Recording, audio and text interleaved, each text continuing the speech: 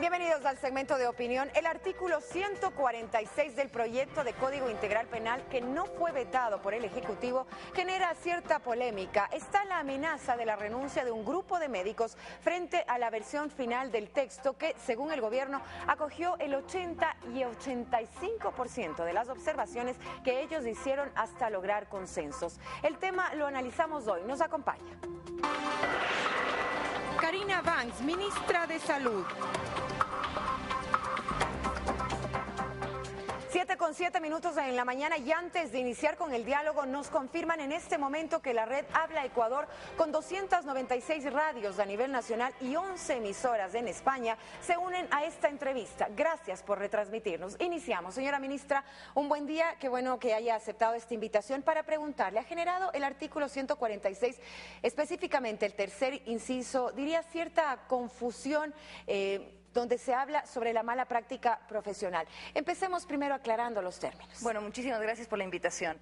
En efecto, nosotros, el artículo 146, su parte medular, lo que implica la definición de lo que es la infracción al deber objetivo del cuidado, que tiene que darse para que exista una sanción por mala práctica profesional, se realizó esta definición en una mesa de trabajo convocada por el Ministerio de Salud, donde trabajamos por varios días, por largas horas, con representantes de distintos gremios, con representantes de la academia, con representantes de sociedades científicas, reconocidos juristas y hasta la Organización Panamericana de la Salud, para poder realizar una definición que, por un lado, proteja a una persona que pueda ser víctima de una mala práctica profesional grave, que cumpla con todos estos requerimientos de esta definición, pero por otro lado que no vulnere el derecho al ejercicio profesional y pues evidentemente el derecho al ejercicio profesional de las distintas profesiones de la salud.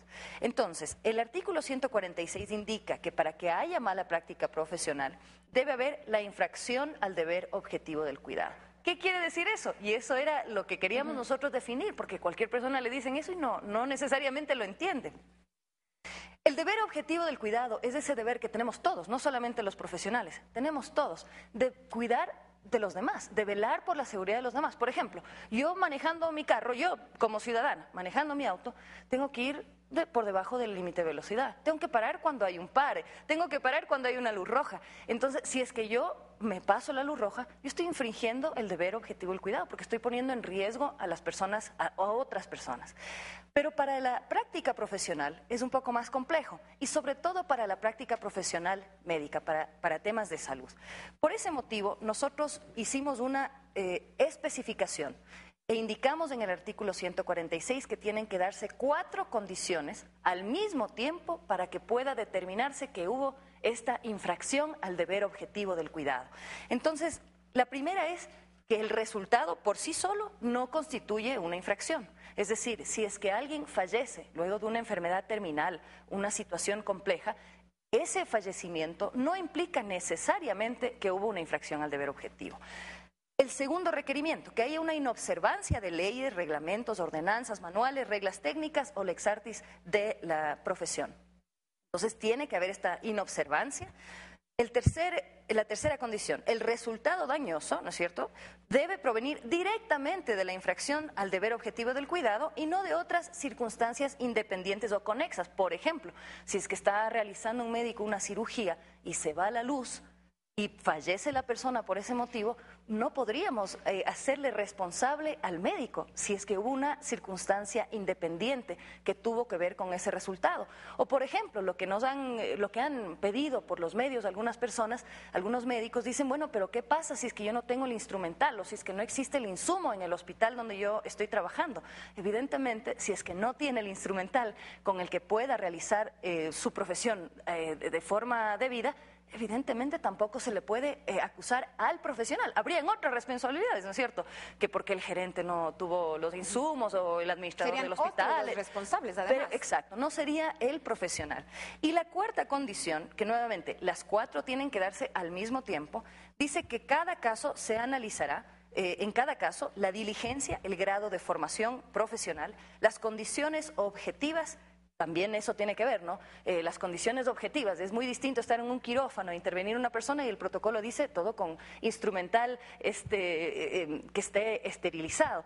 Pero si es que un médico tiene que atenderle de emergencia en un restaurante a alguien que se ha trancado y le hace una traqueotomía con lo que tenga, pues eso no se le puede acusar de hacer algo pues en contra de los protocolos. Entonces se revisa la condición objetiva en la que se dé la circunstancia y la previsibilidad y evitabilidad del hecho. Esta es la parte medular.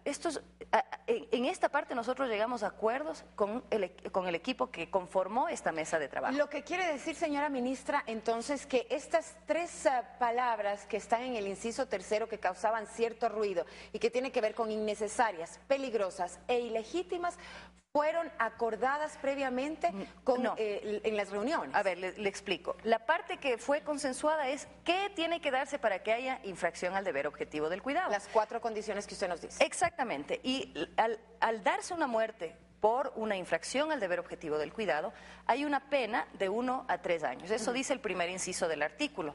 Pero el resto del Código Penal habla de una pena de 3 a 5 años por homicidio culposo, por cualquier homicidio culposo, en el que también debe darse la infracción al deber objetivo del cuidado. Eso lo dice el COIP. Lo que hicimos acá fue describir en la parte profesional qué quiere decir exactamente la infracción al deber objetivo del cuidado. Pero, nuevamente, para guardar coherencia con el resto del instrumento legal, decíamos, bueno, 1 a 3 años en el caso de que sea una infracción sin un agravante. Pero de tener algún agravante, entonces guardemos coherencia con el resto del Código Penal, que dice de 3 a 5 años.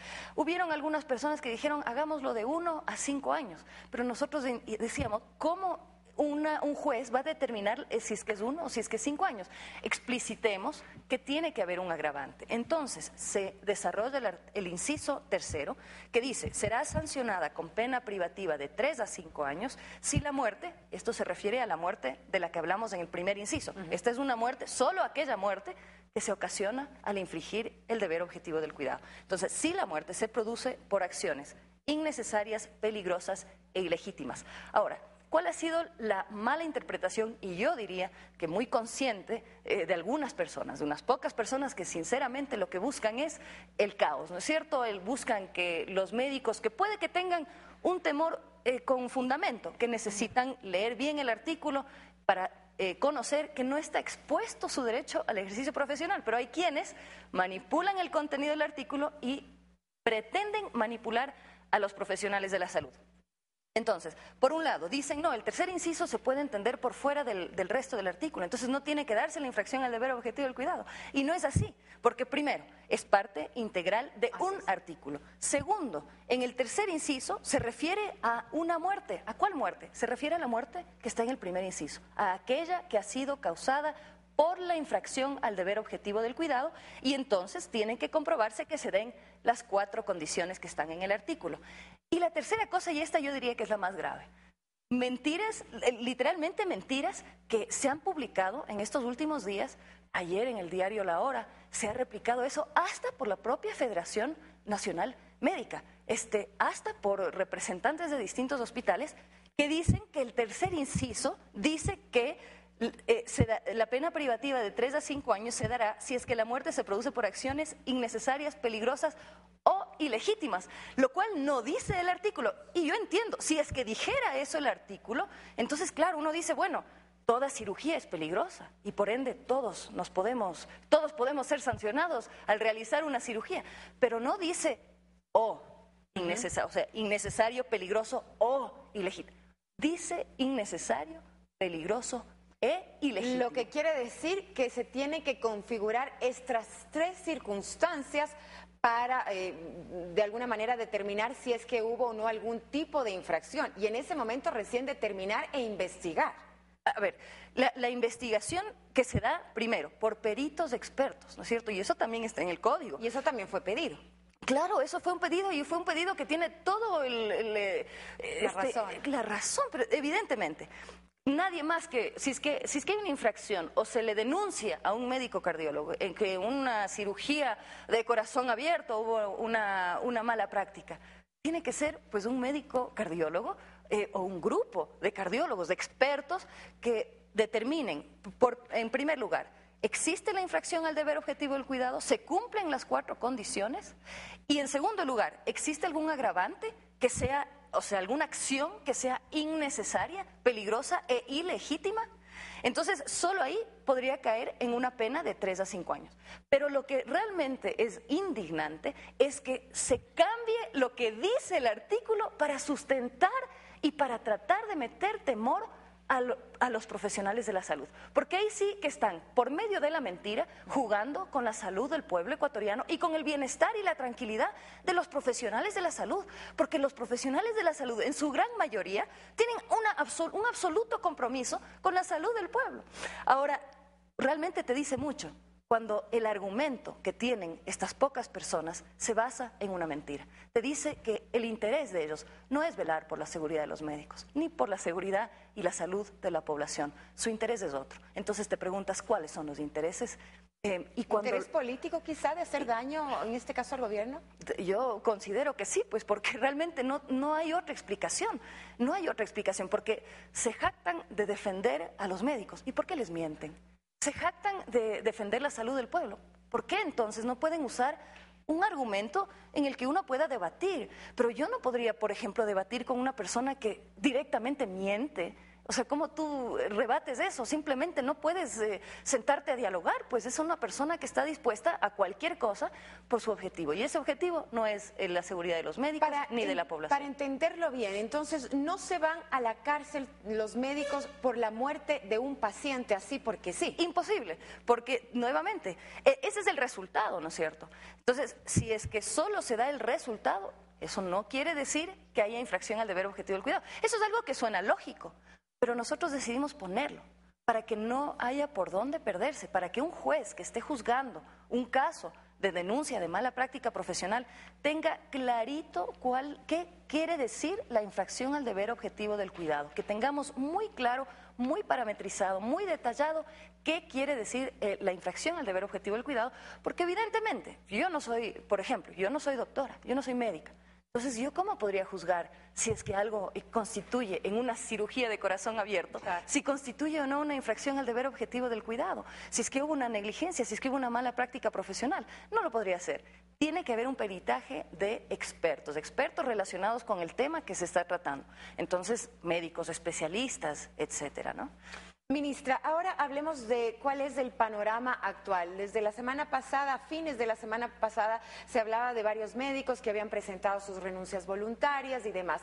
Pero efectivamente, ¿cuántos médicos hasta hoy han presentado su renuncia y se ha hecho efectiva esta amenaza, podríamos decir? Nosotros hasta el momento, y estamos realizando un monitoreo permanente, esto es realmente una situación que como ministra a mí me preocupa cómo puede afectarse a la salud del país, de la población. Nosotros hasta este momento tenemos una renuncia que ha sido efectiva, que se ha presentado, que se ha aceptado, que es la de un médico en el Hospital Pablo Arturo Suárez. En los demás lugares nosotros hemos tenido algunas asambleas, algunos pronunciamientos, pero no se ha dado una renuncia en sí.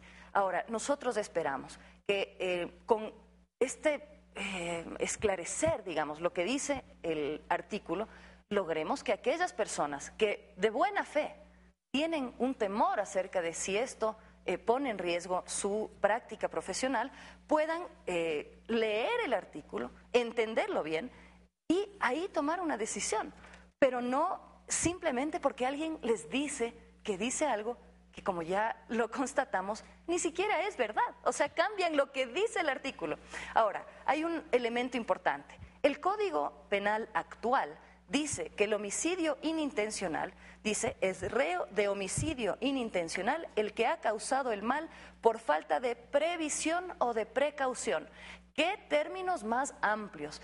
¿Qué posibilidad existe hoy en día de que en efecto subjetivamente, sin realizar un análisis debido, se pueda sancionar a un profesional de la salud por una mala práctica profesional? Ahí sí es generalizado y se refiere al artículo 459 que está actualmente en vigencia. Es así, entonces con el que está en vigencia, en efecto existe la posibilidad de una interpretación subjetiva y de un poner en riesgo la capacidad del ejercicio profesional.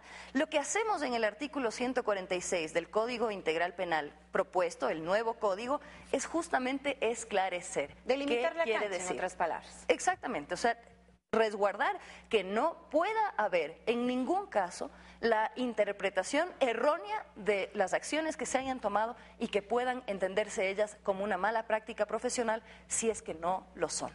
Ministra, ahora, con este artículo vigente, el actual 459, en donde se habla de una falta de precaución y de previsión, palabras quizá muy amplias y más peligrosas todavía, ¿cuántos médicos se han ido a la cárcel precisamente aplicando este 459 actual del Código vigente? Hemos tenido personas que han sido sancionadas, ¿no es cierto? Hay algunos casos a nivel nacional.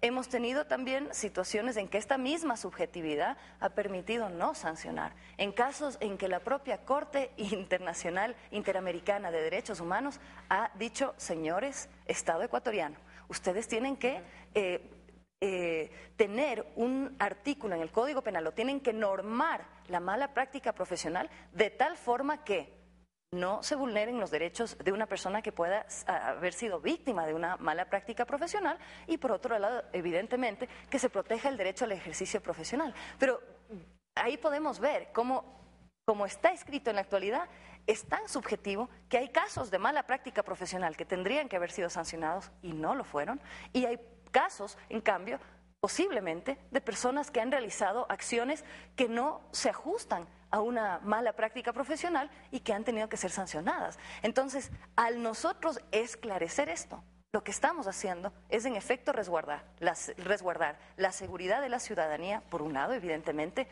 pero resguardar también el derecho al ejercicio profesional. Vamos a hablar también un poco de lo que preocupa a la ciudadanía, y es del hecho de esta amenaza de posibles renuncias. Usted dice, hasta ahora se ha efectivizado una únicamente, que es la del doctor Juan Barriga, y nada más. Además, una renuncia que, hasta donde yo sé, incluso él la hizo ya por otras razones y meses atrás incluso.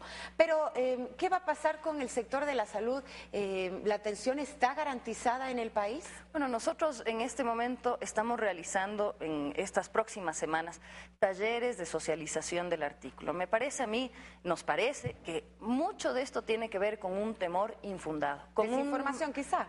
Con una campaña de desinformación que intenta manipular a los profesionales de la salud, que eso es lo que pretende. Entonces, lo que nosotros vamos a hacer son talleres para que la gente, para que todos puedan conocer el contenido del artículo 146 y puedan conocer que el artículo en efecto constituye una mejora a la situación actual que tenemos con el código vigente y que bajo ningún sentido vulnera el derecho al ejercicio profesional. Vamos a realizar los talleres. Yo considero que la gran mayoría de personas con esos talleres van a estar más tranquilas. Yo he tenido personalmente personas muy cercanas a mí, médicos, que me han dicho, pero Cari, ¿sabes qué? Realmente, como está el artículo, a mí sí me da temor. Lo hemos revisado, hemos ido inciso por inciso, y las personas salen con sus dudas resueltas. Dicen, sí, tienes razón. En realidad, esta es una mejora. Y en realidad no se puede entender el inciso tercero por fuera del artículo entero. Claro. Entonces, yo realmente pienso que, si bien este es un lenguaje jurídico complejo, y realmente tiene la situación que cuando un abogado trata de explicar esto, lo hace con lenguaje jurídico y en código jurídico que no todo el mundo entiende. Cuando un médico lo hace de la misma forma, hay códigos que se manejan. Entonces, lo que estamos tratando de hacer es, evidentemente, para que todos puedan entenderlo, realizar talleres de socialización, de explicación de lo que dice el artículo, y yo pienso que eso va a prevenir que nosotros tengamos una cosa tan terrible como fuera la salida de profesionales de la salud de sus unidades de trabajo. Pero el Ministerio de Salud, sin duda alguna, tiene que resguardar la salud del pueblo. No es algo que uno con felicidad dice, bueno, vamos a ver qué alternativas tenemos en el caso que las personas quieran renunciar. Pero tengo que hacerlo, tenemos que hacerlo, porque no podríamos nosotros simplemente decir, bueno, ojalá se resuelva y veamos qué pasa. Si es que aquí no está en juego alguna otra cosa, aquí está en juego la vida de la gente. Entonces nosotros no podemos tomar una postura irresponsable de decir, bueno, veamos qué pasa. No, vamos a hacer los talleres, pero a su vez estamos nosotros buscando alternativas. operativas. Hemos hablado con distintos embajadores de distintos países y tenemos ya un grupo de profesionales especialistas que estarán viniendo al país para apoyarnos a que aquí no haya una vulneración al derecho que está en la Constitución, que es el derecho al acceso a la salud. Y peor aún, que vaya a ser que nosotros tengamos esta situación, como digo, por las mentiras de algunos pocos que lo que buscan es el caos. Es decir, lo que buscan no es el cuidado, la seguridad de los médicos, no es la seguridad y la salud del pueblo ecuatoriano, buscan el caos, buscan afectar a la población, no les importa lo que cueste sus intereses políticos, no les importa que sus intereses políticos puedan costar la vida de la gente. Ese es el nivel de personas con las que estamos tratando cuando mienten sobre lo que dice el artículo. Nuevamente, muy distinto sería, como yo he tenido con personas cercanas a mí, un debate de buena fe de decir, a ver, analicemos, y donde siempre hemos llegado a la conclusión, no hay otra forma de interpretar el artículo. Ministra, solamente un punto final y que tiene que ver con lo que el presidente de la República decía este fin de semana en su enlace. Se han registrado ya alrededor de 750 médicos extranjeros que potencialmente podrían venir al país en caso de que se presente alguna renuncia que pueda vulnerar los derechos de los ciudadanos. Es así, tenemos una lista ya de personas que están listas, estamos realizando los procesos, pero adicionalmente en las próximas semanas vamos a sacar el concurso ya de méritos y oposición de distintas especialidades para médicos especialistas en distintas unidades. Esa es otra cosa, es decir, nosotros no buscamos reemplazar a médicos ecuatorianos con médicos extranjeros, buscamos tener un sistema de salud saludable, buscamos tener unidades operativas con personal comprometido, con conocimientos, con un nivel técnico, un perfil profesional adecuado, y entonces estamos siguiendo el cronograma que ha estado, no es algo que es nuevo, sino que lo íbamos a hacer. Un concurso para que también profesionales ecuatorianos, y hay profesionales ecuatorianos que quieren trabajar en el Ministerio de Salud, que quieren aportar en esta revolución sanitaria, puedan aplicar y tener estabilidad profesional también. Garantizada entonces la práctica profesional. Garantizar la atención en nuestras unidades y garantizar que el ejercicio al derecho profesional se pueda dar en nuestro país, pero sin que eso constituya una vulneración a la ciudadanía o hacia una persona que pueda verse afectada por una verdadera mala práctica profesional, que es lo que en la actualidad el Código Penal actual podría permitir. Señora ministra, qué gusto haberla tenido en este espacio para esclarecer este tema tan importante también para la población. Son las 7:28 en la mañana. Contarles que el nuevo estarán también en nuestro espacio de la tertulia, precisamente los directamente involucrados en este artículo, el 146, que es del proyecto de Código Integral Penal. Hablaremos con los médicos y también con los familiares de mala práctica profesional. Acompáñenos.